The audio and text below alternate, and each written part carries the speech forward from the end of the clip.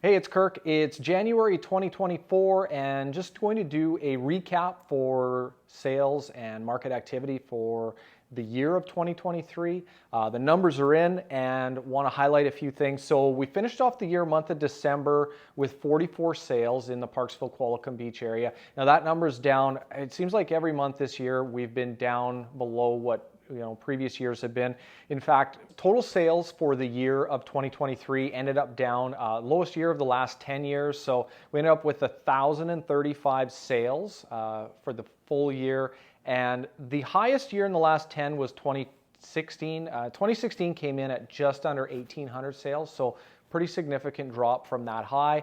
From last year, we're down about 9% in sales volume for the whole market. So it is expected from what we were seeing all year. But the one thing that's been counterbalancing the low sales activity has been the low inventory numbers. So we finished off the year with 330 active listings, which is the lowest that we've had this year. So we'll see what happens moving forward. Even though the sales numbers are a bit lower in 2023, the active inventory has also been low. So it's been keeping the market fairly balanced and keeping prices relatively strong and stable.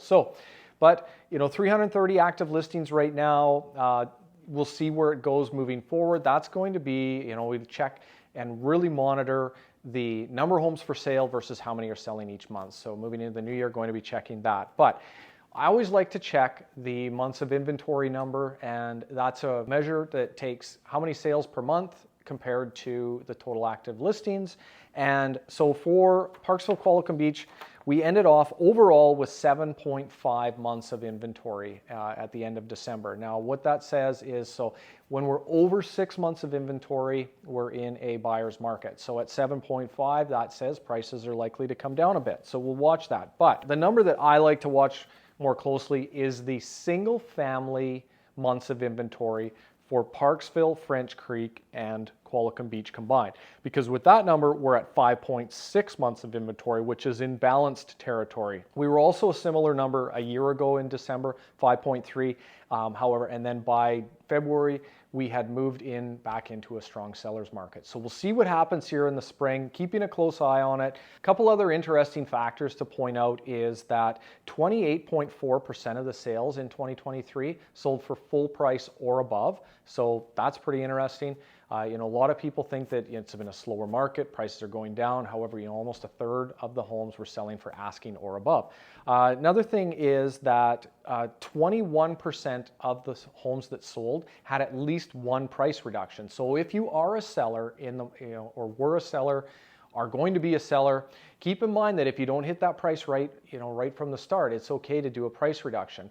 The other thing that's been really common in our market over the last few years is rather than doing a price reduction is to do a cancellation and then relist it at the new price to start over fresh.